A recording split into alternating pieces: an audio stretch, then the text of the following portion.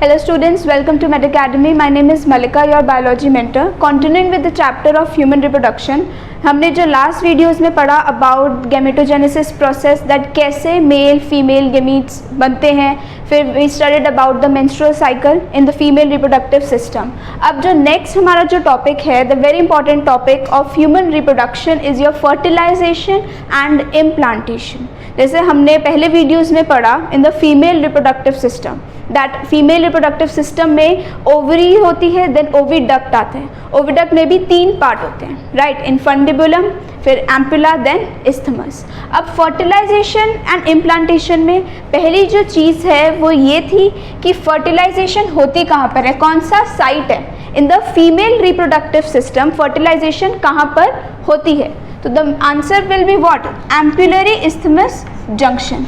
यहाँ पर होती है, हमने पहले भी डिस्कस किया था that the fertilisation take place in ampullary isthmic junction, मतलब फैलोपियन ट्यूब के एम्पुला और इस्थमस रीजन में the fusion of egg and sperm will take place, right. तो उसी को हम क्या बोलते हैं, the fusion of egg and sperm, क्या बोलते हैं इसको, फर्टिलाइजेशन, राइट. और फिर बनता क्या है इसके फ्यूजन से, जब फर्टिलाइजेशन हो गई, the egg and sperm fused.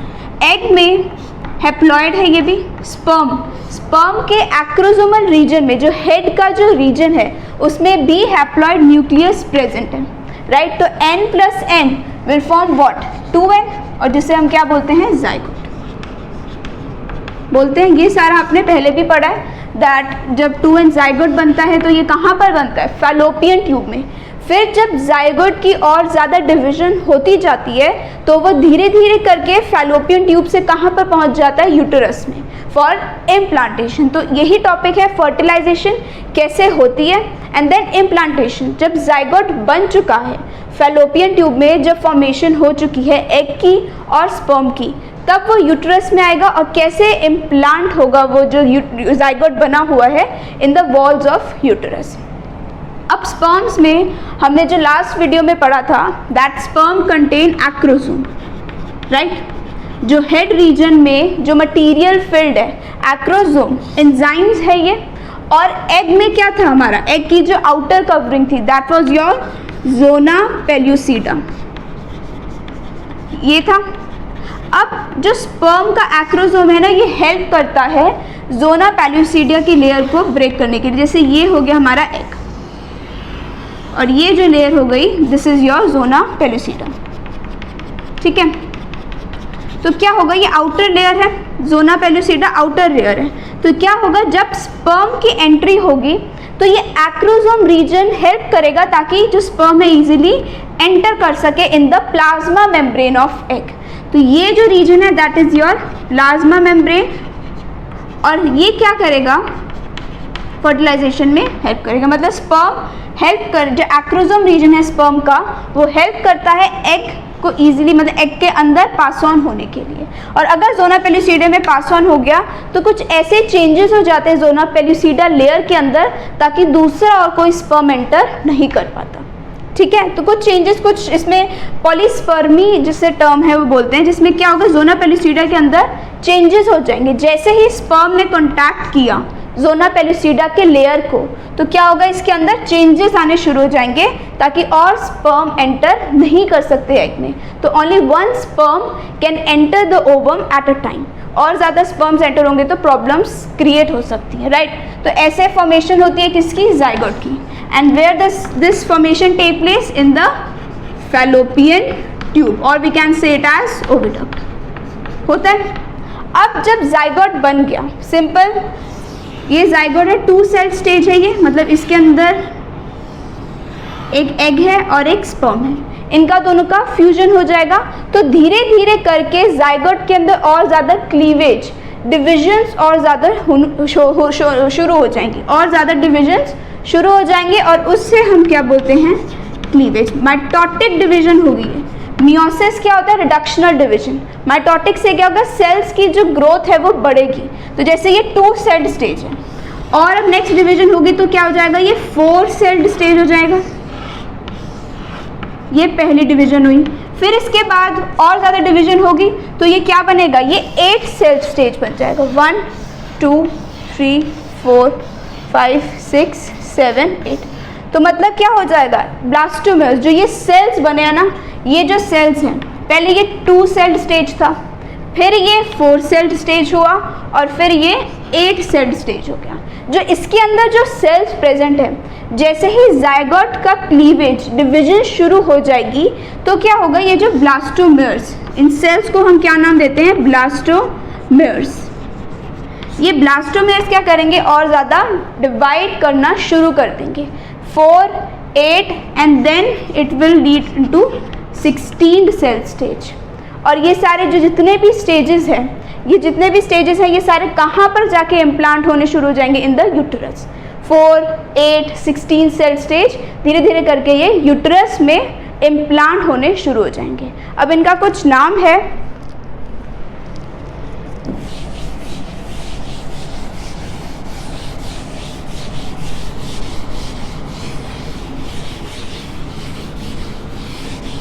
Like the 4 celled stage, जो अभी हमने 4 सेल्ड स्टेज पढ़ी, that is called as your blastula, that is called as blastula.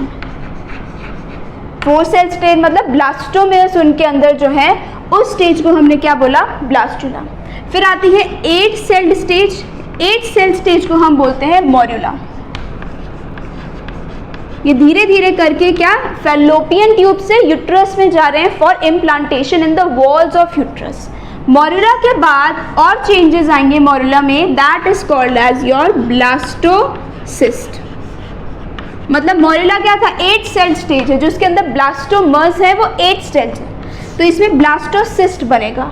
अब ब्लास्टोसिस्ट में क्या होगा, जैसे ये हमारा है ब्लास्टोसिस्ट, इसके अंदर जो ब्लास्टोमर्स हैं ये कुछ ऐसे डिवीजन करना शुरू कर देंगे, ये जैसे ये सारे हो गए हमारा sales, that is your blastomeres, ये सारे सेल्स हैं।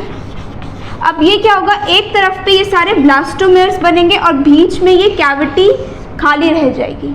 ये ब्लास्टोमेर्स, ब्लास्टोसिस्ट, ये जो स्टेज है दिस इज योर ब्लास्टोसिस्ट। और ये जो है इनकी जो डिवीजन है ब्लास्टोमर्स की, एक साइड पे होगा ये क्या, trophoblast, outer layer, this is your outer layer is called as trophoblast. और एक तरफ पे ये बनेंगे inner cell mass, inner cell mass. मतलब ब्लास्टोमर्स ब्लास्टोसिस्ट स्टेज में, ये ध्यान रखना कि कौन से स्टेज में ट्रोफोब्लास्ट और इनर सेल मास की डिवीजन होती है। तो ब्लास्टोसिस्ट स्टेज में ट्रोफोब्लास्ट आउटर लेयर जो बनेगी वो क्या होगी हमारी, ट्रोफोब्लास्ट लेयर, और इनर लेयर जो होगी that will be your inner cell mass. इनका अब आगे क्या फंक्शन है, मतलब ये अब रेडी है यूट्रस में इम्प्लांट होने के लिए। अभी तक इम्प्लांटेशन हुई नहीं थी, मतलब ये जितने भी स्टेजेस थे फ्रॉम ब्लास्टुला, मोरुला, ब्लास्टोसिस्ट, ये सारे स्टेजेस क्या थे, फैलोपियन ट्यूब से यूट्रस में आ रहे थे। लेकिन अब जब ये बन चुका है, जब ये स्ट्रक्चर रेडी है, ब्लास्टोमेर्स का जो डिफ्रेंसिएशन हो गया है into trophoblast as well as an inner cell mass, तो अब क्या होगा, इम्प्लांटेशन होगी in the uterus. Trophoblast help करता है फॉर फॉर्मेशन विद यूट्रस।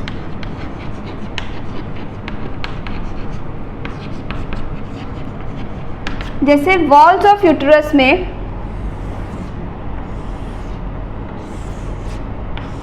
यहाँ पर, जैसे यहाँ से फैलोपियन ट्यूब थी,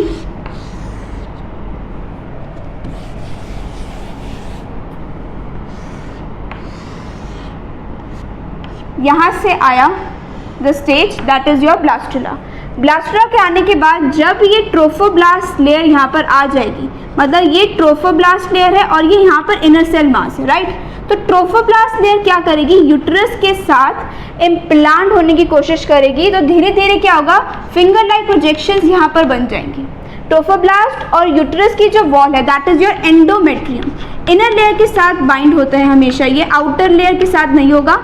एंडोमेट्रियम लेयर के साथ क्या करेगा, ये जो ट्रोफोब्लास्ट लेयर है फिंगर लाइक प्रोजेक्शंस बना लेगा with the wall of uterus. उसके बाद इम्प्लांट हो गया, फिर जो यूट्रस है वो क्या करेगा, धीरे धीरे करके पूरे जाइगोट को कवर करने की कोशिश करेगा, न्यूट्रिशन प्रोवाइड करने की कोशिश करेगा धीरे धीरे। जैसे यहाँ से फैलोपियन ट्यूब से एग्स आए, ये ब्लास्टुला, मोरुला, ब्लास्टोसिस्ट, ये सारे स्टेजेस आए। जैसे ही ये ब्लास्टोसिस्ट इसमें डिवाइड हो गया into trophoblast as well as inner cell mass, तो क्या हो गया, इसमें फिंगर लाइक प्रोजेक्शंस बननी शुरू हो जाएंगी और उसके बाद ये पूरा का पूरा इसको यूट्रस की जो वॉल्स हैं इस जाइगोट को कवर कर लेगा। And this is how your implantation will take place. कौन से स्टेज में इम्प्लांटेशन हुई थी? इन योर ब्लास्टोसिस्ट स्टेज, जब ट्रोफोब्लास्ट और इनर सेल मास की डेवलपमेंट होनी शुरू हो गई थी। ठीक है, अब ये बन गया, ये ट्रोफोब्लास्ट लेयर जो थी ये बन गई। इसके बाद धीरे धीरे करके प्रॉपरली प्लेसेंटा भी बनना शुरू हो जाएगा between what, between maternal body and embryo. जो एम्ब्रियो बन रहा है, जो न्यूट्रिशन प्रोवाइड हो रहा है यूट्रस से, तो उसके बीच में पहले तो कोरियोनिक विलाई बनेगा। फिंगर लाइक प्रोजेक्शंस जो ये बन रही हैं ट्रोफोब्लास्ट और यूट्रस के साथ, जो फिंगर लाइक प्रोजेक्शंस बन रही हैं, that is your chorionic villi. धीरे धीरे करके पूरी एक ट्यूब लाइक स्ट्रक्चर बन जाएगा between maternal body, that is your uterus, and embryo. जो आगे डेवलप हो रहा है एम्ब्रियो, उसके बीच में एक ट्यूब लाइक स्ट्रक्चर बन जाएगा, that is called as your placenta. और ये बहुत ज़रूरी है फॉर रेस्पिरेशन। फीटस कैसे, जब अगर वूम्ब के अंदर है, मैटरनल बॉडी के अंदर है, तो किस तरीके से रेस्पिरेशन होगी, किस तरीके से वो खाना अपना ले पाएगा, एब्जॉर्ब कर पाएगा, किस तरीके से वेस्ट सारा बॉडी से निकल पाएगा। तो सिर्फ इसी के थ्रू, प्लेसेंटा के थ्रू ही ये सारी चीज़ें पॉसिबल हो पाती हैं। वेस्ट एक्सचेंज होता है, गैसेस एक्सचेंज होती हैं, तो जितने भी फंक्शंस हैं, न्यूट्रिशन जितना भी चाहिए from maternal body to your foetus, जितनी भी सारी चीज़ें चाहिए, this all occurs through placenta. और भी काम है प्लेसेंटा के, सिर्फ न्यूट्रिशन प्रोवाइड करना नहीं होता, बहुत सारी चीज़ें होती है प्लेसेंटा जो फंक्शन करता है।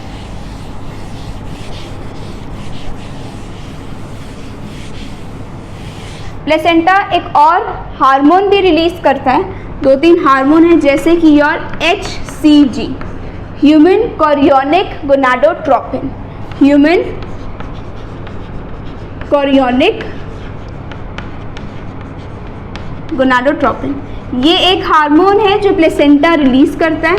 जो मेजर प्रेगनेंसी हार्मोन है जो रिलीज करता है वो है HCG, HPL, फिर हो गया हमारा ईस्ट्रोजन, ये तो होता ही है लेकिन ज़्यादा अमाउंट में सिक्रीट होता है, एंड योर प्रोजेस्टेरोन।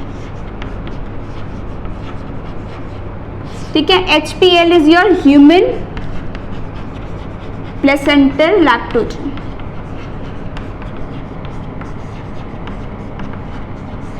ठीक है, ये 2 हार्मोन तो मेजर हैं जो सिक्रीट होते हैं, और लेटर स्टेजेस में एक और हार्मोन सिक्रीट होता है प्लेसेंटा से, दैट इज योर रिलैक्सिन।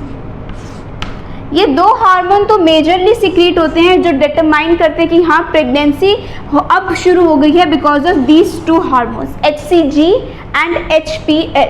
ये क्या करेंगे, ये अलग अलग फीटस की ग्रोथ के लिए, जो मेटाबॉलिक चेंजेस, जो मदर के अंदर जो भी चेंजेस हो रहे हैं प्रेगनेंसी को मेंटेन करने के लिए, ये सारे हार्मोन्स बहुत ज़्यादा ज़रूरी होते हैं।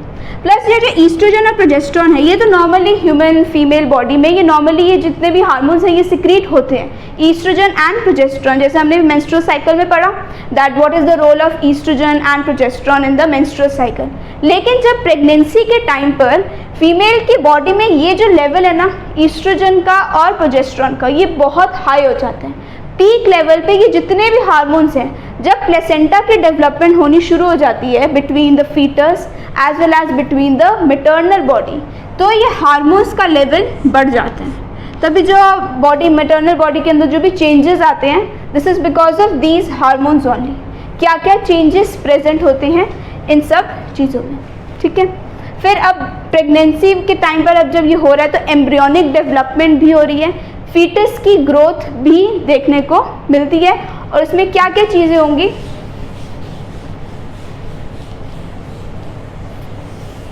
जैसे पहले जब फीटस जैसे अल्ट्रासाउंड के टाइम पर क्या सबसे पहले जैसे जो साउंड्स आती हैं, जैसे फीटस जो ग्रोथ होती है, हम कैसे पता लगाते हैं कि ग्रोथ शुरू हो गई है।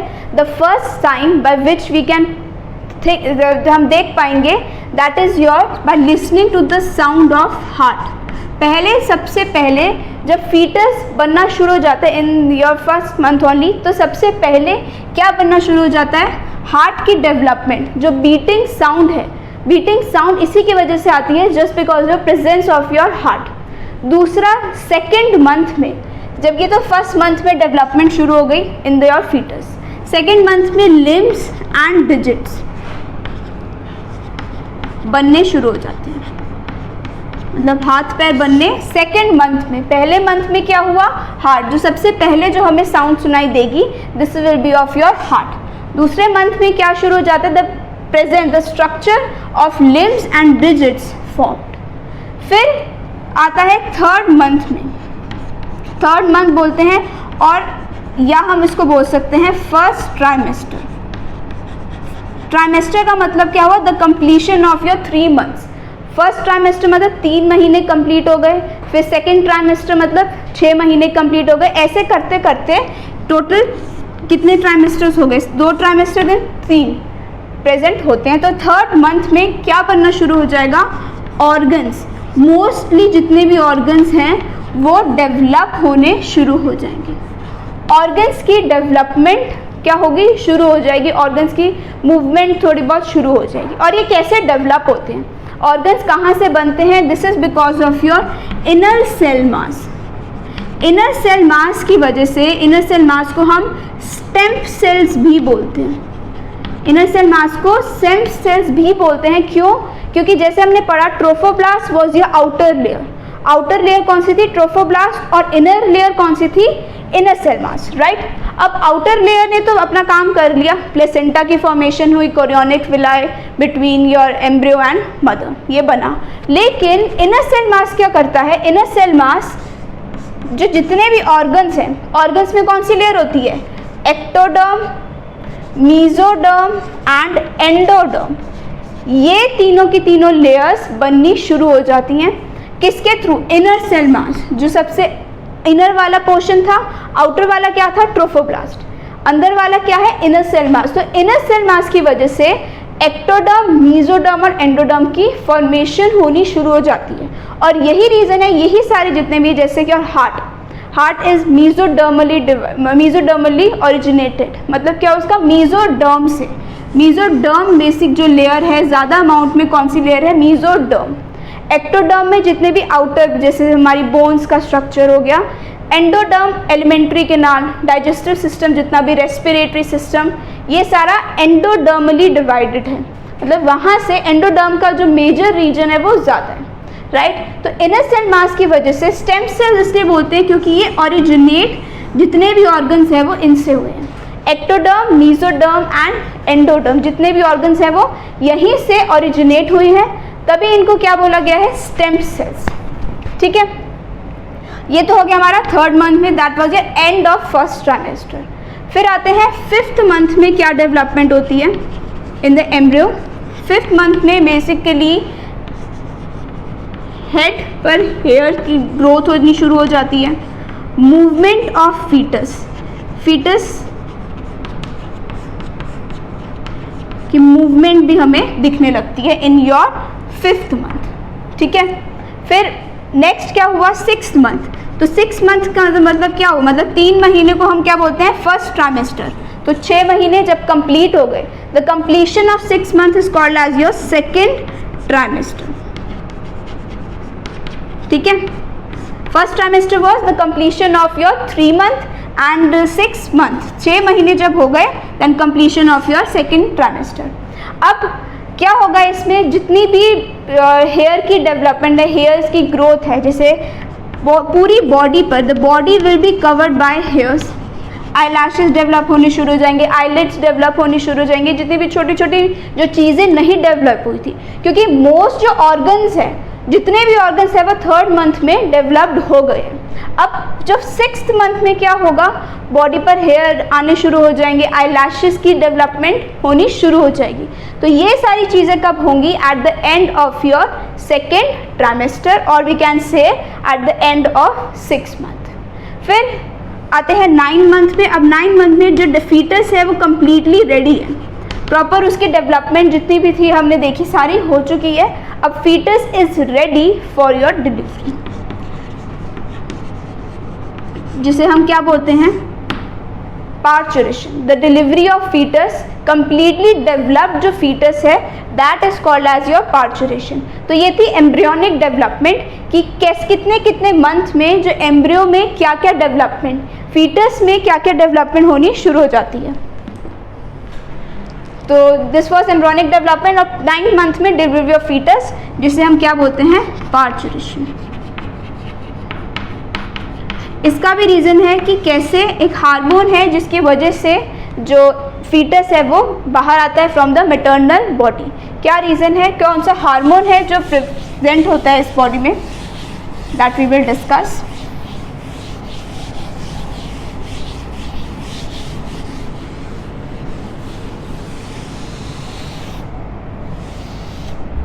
ओके, अब हम बात करेंगे जेस्टेशन पीरियड की।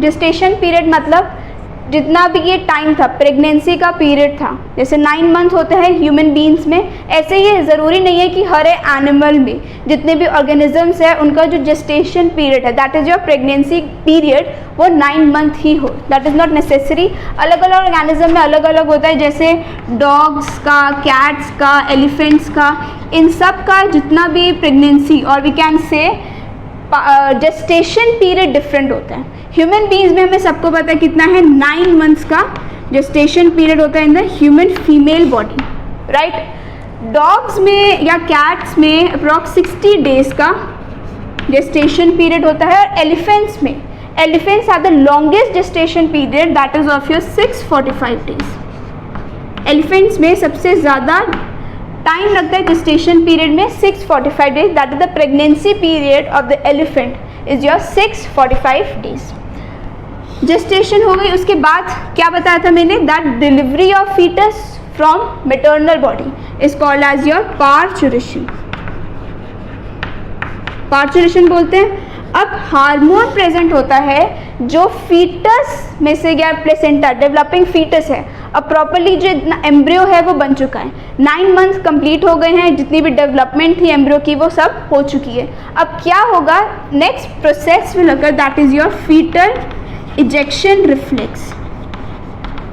फीटल इजेक्शन रिफ्लेक्स, इसमें क्या होगा, जो फीटस है, डेवलप्ड फीटस है और placenta, they will secrete a hormone जो ब्रेन में जाएंगे, जो सिग्नल्स देंगे कि वी आर रेडी, अब हमें एक्सपेल आउट होना है। तो ब्रेन क्या करेगा, हार्मोन और ज़्यादा कॉन्ट्रैक्शंस करवाएगा, किसकी, यूट्रस की।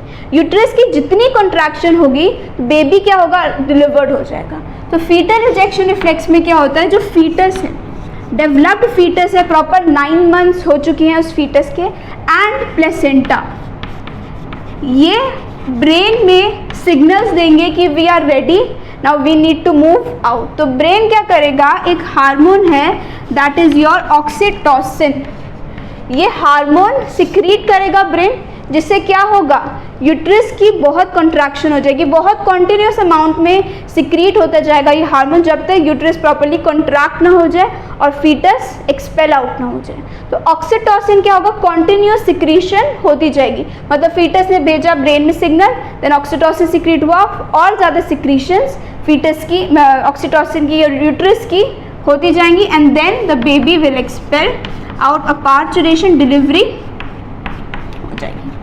ठीक है, दिस इज द रीजन। अब मेन हार्मोन नाम याद रखना है, कौन सा है, ऑक्सीटोसिन, और कौन सिक्रीट करता है, developed foetus and placenta brain में सिग्नल्स देते हैं, the signals which are received by brain and then they cause uterine contraction. This is the main reason for your parturition. Oxytocin नाम याद रखना है। पार्चुरेशन हो गई, उसके बाद जब फीटस की डिलीवरी हो गई है, देन व्हाट, अब क्या होगा, नेक्स्ट जो फेज आता है that is your lactation, that is production of milk. ये भी एक हार्मोन की वजह से होता है, मिल्क सिक्रीट होता है, ये भी एक हार्मोन है।